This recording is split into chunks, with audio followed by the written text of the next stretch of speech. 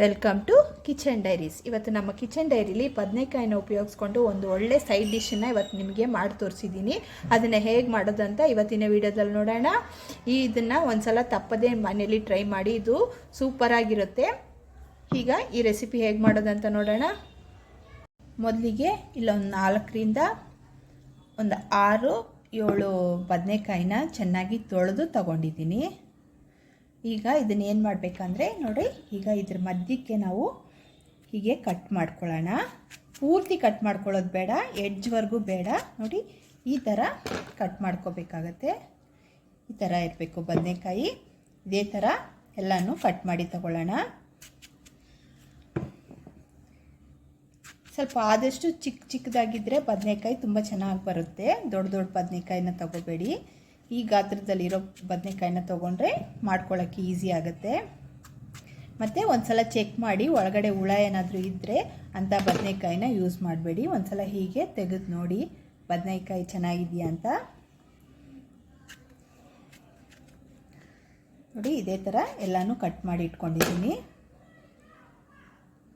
ಈಗ ಸ್ಟವ್ ಮೇಲೆ ಒಂದು ಬಾಣಲಿ ಇಟ್ಕೊಂಡಿದ್ದೀನಿ. ಅದರಲ್ಲಿ ಒಂದು 2ರಿಂದ 3 ಸ್ಪೂನಷ್ಟು ನಾನು ಶೇಂಗಾ ಬೀಜನ ಹಾಕ್ಕೊಳ್ತಾ ಇದ್ದೀನಿ. ಜೊತೆಗೆ ಒಂದು 2 ಸ್ಪೂನಷ್ಟು ಗೋಡಂಬಿ ಬೀಜನ ಹಾಕ್ಕೊಳ್ತಾ ಇದ್ದೀನಿ. ಇಷ್ಟನ್ನು ಸ್ವಲ್ಪ ಬೆಚ್ಚಗಾಗೋವರೆಗೂ ಹುರ್ಕೊಳ್ಳೋಣ. ನಾವು ಸ್ವಲ್ಪ ಬಿಸಿ ಆಗಬೇಕು. ಒಂದು 2 ನಿಮಿಷ ಹುರ್ಕೊಳ್ಳೋಣ. ನೋಡಿ ಈಗ ಒಂದು 2 ನಿಮಿಷ ಆಗಿದೆ, ಸ್ವಲ್ಪ ಬೆಚ್ಚಗಾಗಿದೆ. ಈಗ ಸ್ಟವ್ ಫ್ಲೇಮ್ನ ಆಫ್ ಮಾಡಿಕೊಂಡು ನಾವು ಇಲ್ಲಿ ನಾನು 1.5 ಸ್ಪೂನಿಂದ 2 ಸ್ಪೂನಷ್ಟು ಎಳ್ಳನ್ನು ತಗೊಂಡಿದ್ದೀನಿ. ಅದನ್ನು ಇದ್ರ ಜೊತೆಗೆ ಸೇರಿಸ್ಕೊಂಡು ಲೈಟಾಗಿ ಹುರ್ಕೋಬೇಕು. ಸ್ಟವ್ ಆಫ್ ಮಾಡ್ಕೊಂಡ್ಮೇಲೆ ಹಾಕ್ಕೊಳ್ಳಿ, ಇಲ್ಲಾಂದರೆ ಸೀದೋಗುತ್ತೆ ಎಳ್ಳು ಬೇಗ. ಆ ಬಿಸಿಗೇ ಫ್ರೈ ಆಗಿಬಿಡುತ್ತೆ.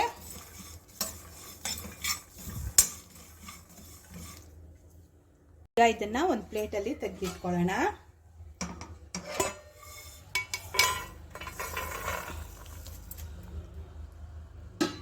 ಈಗ ಇದು ಸ್ವಲ್ಪ ತಣ್ಣಗಾದ್ಮೇಲೆ ಇದನ್ನು ಮಿಕ್ಸಿ ಜಾರ್ಗೆ ಹಾಕಿ ಪೌಡ್ರ್ ಮಾಡ್ಕೊಂಡು ಬರೋಣ. ಸ್ವಲ್ಪ ತರಿಯಾಗಿರೋ ಪೌಡ್ರ್ ಮಾಡ್ಕೊಂಡು ಬರೋಣ. ಈಗ ಮತ್ತೆ ಸ್ಟವ್ ಮೇಲೆ ಒಂದು ಕಡಾಯಿ ಇಟ್ಕೊಂಡು ಒಂದು 3ರಿಂದ 4 ಸ್ಪೂನಷ್ಟು ಎಣ್ಣೆನ ಹಾಕ್ಕೊಳ್ಳಿ. ಇದಕ್ಕೆ ಒಂದು ಸ್ವಲ್ಪ ಎಣ್ಣೆ ಜಾಸ್ತಿನೇ ಇದ್ರೇ ಟೇಸ್ಟ್ ಚೆನ್ನಾಗಿರೋದು.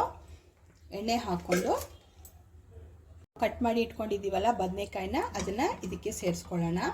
ಸೇರಿಸ್ಕೊಂಡು ಇದು ಒಂದು 50 to 70%, ಒಂದು 50ರಿಂದ 70% ಆಗೋವರೆಗೂ ಇದನ್ನು ನಾವು ಎಣ್ಣೆಯಲ್ಲಿ ಹುರ್ಕೋಬೇಕಾಗತ್ತೆ. ಬದನೆಕಾಯಿ ಎಲ್ಲ ಕಡೆ ಚೆನ್ನಾಗಿ ಫ್ರೈ ಆಗಬೇಕು. ಆ ಥರ ನೀವು ಇದನ್ನು ಎಲ್ಲ ಕಡೆ ಈವನ್ ಆಗಿ ಫ್ರೈ ಮಾಡ್ಕೊಳ್ಳಿ, ತಿರುಗಿಸಿ. ಸ್ಟವ್ ಫ್ಲೇಮ್ನ ಸಿಮ್ಮಲ್ಲಿ ಇಟ್ಕೊಂಡು ಬದನೆಕಾಯಿ ಚೆನ್ನಾಗಿ ಒಳಗಡೆ ತನಕ ಬೇಯೋವರೆಗೂ ಬೇಯಿಸ್ಕೋಬೇಕಾಗುತ್ತೆ. ನೋಡಿ ಈಗ ಬದನೆಕಾಯಿ ಒಂದು 70% ಅಷ್ಟು ಚೆನ್ನಾಗಿ ಬೆಂದಿದೆ. ಈಗ ಇದನ್ನು ಎಣ್ಣೆಯಿಂದ ತೆಗೆದು ಇನ್ನೊಂದು ಪ್ಲೇಟ್ಗೆ ತೆಗೆದಿಟ್ಕೊಳ್ಳೋಣ. ನೋಡಿ ಎಷ್ಟು ಚೆನ್ನಾಗಿ ಬದನೆಕಾಯಿ ಎಣ್ಣೆಯಲ್ಲಿ ಫ್ರೈ ಆಗಿದೆ ಅಂತ. ಈಗ ಇದು ತಣ್ಣಗಾಗಿದೆ. ಇದನ್ನು ಒಂದು ಮಿಕ್ಸಿ ಜಾರ್ಗೆ ಹಾಕ್ಕೊಳ್ಳೋಣ. ಹಾಕ್ಕೊಂಡು ಇದನ್ನು ಸ್ವಲ್ಪ ತರಿಯಾಗಿ ಪೌಡ್ರ್ ಮಾಡ್ಕೊಂಡು ಬರೋಣ. ಈ ಥರ ಪೌಡ್ರ್ ಆಗಿರಬೇಕು, ಸ್ವಲ್ಪ ತರಿಯಾಗಿ ಪೌಡ್ರ್ ಆಗಿರಬೇಕು. ಈಗ ಇದು ಸೈಡಲ್ಲಿ ಇಟ್ಕೊಳ್ಳೋಣ. ಈಗ ಮತ್ತೆ ಒಂದು ಕಡಾಯಿ ಇಟ್ಕೊಂಡು ನಾವು ಬದನೆಕಾಯಿನ ಫ್ರೈ ಮಾಡಿ ತೊಗೊಂಡ್ವಲ್ಲ, ಅದೇ ಎಣ್ಣೆಯಲ್ಲಿ ಸ್ವಲ್ಪ ಸಾಸಿವೆನ ಹಾಕ್ಕೊಳ್ತಾ ಇದ್ದೀನಿ. ಒಂದು 1/2 ಸ್ಪೂನಷ್ಟು ಸಾಸಿವೆ ಹಾಕ್ಕೊಳ್ತಾ ಇದ್ದೀನಿ. ಅದ್ರ ಜೊತೆಗೆ ಒಂದು ಚಿಟಿಕೆಯಷ್ಟು ನಾನು ಇಲ್ಲಿ ಮೆಂತ್ಯ ಕಾಳನ್ನ ಹಾಕ್ಕೊಳ್ತಾ ಇದ್ದೀನಿ. ಹಾಗೆ 1/2 ಸ್ಪೂನಷ್ಟು ಮೆಣಸು ಕಾಳನ್ನ ಹಾಕ್ಕೊಂಡು, ಮೆಣಸು ಚೆನ್ನಾಗಿ ಉರಿಬೇಕು, ಅಲ್ಲಿವರೆಗೂ ಹುರ್ಕೋಬೇಕಾಗತ್ತೆ. ಸಾಸಿವೆನು ಮೆಣಸು ಚೆನ್ನಾಗಿ ಸಿಡಿತಿದೆ. ಈ ಟೈಮಲ್ಲಿ ನಾನು ಇಲ್ಲಿ ಒಂದು ದೊಡ್ಡ ಸೈಜ್ ಈರುಳ್ಳಿನ ಕಟ್ ಮಾಡಿ ಇಟ್ಕೊಂಡಿದ್ದೆ. ಅದನ್ನು ಇದಕ್ಕೆ ಸೇರಿಸ್ಕೊಂಡು ಇದು ಗೋಲ್ಡನ್ ಬ್ರೌನ್ ಆಗೋವರೆಗೂ ಹುರ್ಕೊಳ್ಳೋಣ. ಈರುಳ್ಳಿ ಚೆನ್ನಾಗಿ ಫ್ರೈ ಆಗಬೇಕು. ಜೊತೆಗೆ ನಾನು ಸ್ವಲ್ಪ ಬೆಳ್ಳುಳ್ಳಿನ ಬಿಡಿಸಿ ಇಟ್ಕೊಂಡಿದ್ದೆ, ಅದನ್ನು ಇದ್ರ ಜೊತೆಗೆ ಹಾಕ್ಕೊಂಡು ಚೆನ್ನಾಗಿ ಬ್ರೌನ್ ಕಲರ್ ಬರೋವರೆಗೂ ಹುರ್ಕೊಳ್ಳೋಣ. ನೋಡಿ ನಾನು ಒಂದು ನಿಂಬೆಹಣ್ಣು ಗಾತ್ರದಷ್ಟು ಹುಣಸೆಹಣ್ಣು ತಗೊಂಡು ಇಲ್ಲಿ ನೀರಲ್ಲಿ ನೆನೆಸಿಟ್ಕೊಳ್ತಾ ಇದ್ದೀನಿ. ಇದು ಸ್ವಲ್ಪ ನೆನೆಯಲಿ. ಹಾಗೇನೆ ಅಷ್ಟೊತ್ತಿಗೆ ನಾವು ಈರುಳ್ಳಿನ ಚೆನ್ನಾಗಿ ಫ್ರೈ ಮಾಡಿ ತಗೊಳ್ಳೋಣ. ಈರುಳ್ಳಿ ಚೆನ್ನಾಗಿ ಫ್ರೈ ಆಗಿದೆ, ಕಾಣಿಸ್ತಾ ಇದೆಯಾ? ಈ ಟೈಮಲ್ಲಿ ನಾನೊಂದು 2ರಿಂದ 3 ಟೊಮೆಟೊನ ಕಟ್ ಮಾಡಿ ಇಟ್ಕೊಂಡಿದ್ದೆ. ಟೊಮೆಟೊ ಚಿಕ್ಕದಾಗಿದೆ, ಹಾಗಾಗಿ 3 ಟೊಮೆಟೊ ತಗೊಂಡೆ. ದೊಡ್ಡದಾಗಿದ್ದರೆ ಒಂದು 2 ಟೊಮೆಟೊ ಸಾಕಾಗುತ್ತೆ. ಇದನ್ನು ಚೆನ್ನಾಗಿ ಫ್ರೈ ಮಾಡ್ಕೋಬೇಕು. ಇದ್ರ ಟೊಮೆಟೊದು ಸಿಪ್ಪೆ ಎಲ್ಲ ಚೆನ್ನಾಗಿ ಮ್ಯಾಶ್ ಆಗೋವರೆಗೂ ಫ್ರೈ ಮಾಡ್ಕೋಬೇಕಾಗತ್ತೆ.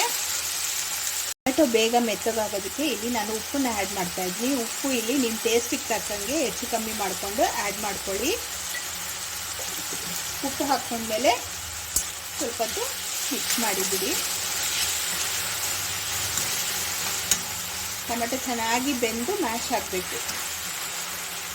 ನೋಡಿ, ಈಗ ಟೊಮೆಟೊ ಚೆನ್ನಾಗಿ ಬೆಂದು ಎಣ್ಣೆ ಬಿಟ್ಕೊಳ್ತಾ ಇದೆ, ಕಾಣಿಸ್ತಾ ಇದೆಯಾ ಸೈಡಲ್ಲೆಲ್ಲ? ಈ ಟೈಮಲ್ಲಿ ಸ್ಟವ್ ಫ್ಲೇಮ್ನ ಲೋ ಮಾಡಿಕೊಂಡು ಇಲ್ಲಿ ನಾನು 1.5 ಸ್ಪೂನಷ್ಟು ಚಿಲ್ಲಿ ಪೌಡ್ರ್ ತೊಗೊಂಡಿದ್ದೀನಿ, 1 ಸ್ಪೂನಷ್ಟು ಧನಿಯಾ ಪೌಡ್ರ್ ತೊಗೊಂಡಿದ್ದೀನಿ, ಮತ್ತು ಅರ್ಧ ಸ್ಪೂನಷ್ಟು ಅರಿಶಿನ ಪೌಡ್ರ್ ತೊಗೊಂಡಿದ್ದೀನಿ.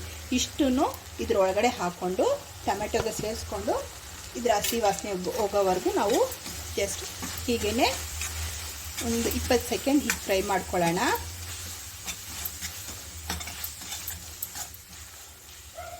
ನೋಡಿ, ನಾನು ಇಲ್ಲಿ ಬದನೆಕಾಯಿನ ಎಣ್ಣೆಯಲ್ಲಿ ಹುರಿದಿಟ್ಕೊಂಡಿದ್ದೀವಲ್ಲ, ಅದನ್ನು ಇದಕ್ಕೆ ಸೇರಿಸ್ಕೊಂಡು ಬದನೆಕಾಯಿ ಜೊತೆ ಮಸಾಲೆನ ಮಿಕ್ಸ್ ಮಾಡ್ಕೊಳ್ಳೋಣ.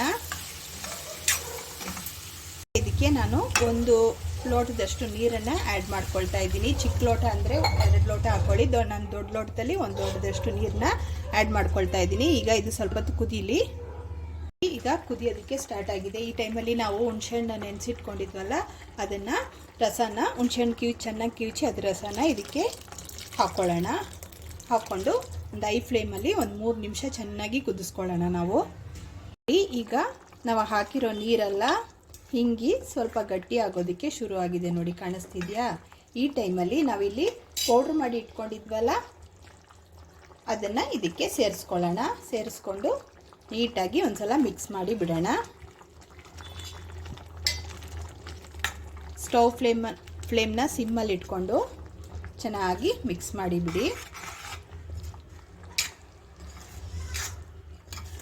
ಮಿಕ್ಸ್ ಮಾಡಿದ್ಮೇಲೆ ಒಂದು 2 ನಿಮಿಷ ಹಾಗೆ ಸಿಮ್ಮಲ್ಲಿ ಇದನ್ನು ಕುದಿಸ್ಕೋಬೇಕಾಗತ್ತೆ. ಒಂದು 2 ನಿಮಿಷ ಆಗಿದೆ. ಈಗ ಚೆನ್ನಾಗಿ ಗಟ್ಟಿಯಾಗಿದೆ ನೋಡಿ. ನಾವು ಹಾಕಿರೋ ಎಣ್ಣೆ ಎಲ್ಲ ಸೈಡಲ್ಲಿ ಬಿಟ್ಕೊಂಡು ಗ್ರೇವಿ ಗಟ್ಟಿಯಾಗಿದೆ ನೋಡಿ. ಈ ಹದಕ್ಕೆ ಇದ್ದಾಗ ನಾವು ಸ್ಟವ್ ಫ್ಲೇಮ್ನ ಆಫ್ ಮಾಡ್ಕೋಬೇಕು. ಬದನೆಕಾಯಿ ಎಲ್ಲ ಚೆನ್ನಾಗಿ ಬೆಂದಿದೆ ನೋಡಿ. ಈಗ ಇದನ್ನು ನಾನು ಸ್ಟವ್ ಫ್ಲೇಮ್ನ ಆಫ್ ಮಾಡಿ ಇನ್ನೊಂದು ಪಾತ್ರೆಗೆ ಟ್ರಾನ್ಸ್ಫರ್ ಮಾಡ್ಕೊಳ್ತೀನಿ. ಈಗ ಇದನ್ನು ಒಂದು ಪ್ಲೇಟ್ಗೆ ಸರ್ವ್ ಮಾಡ್ತಾ ಇದ್ದೀನಿ ನೋಡಿ.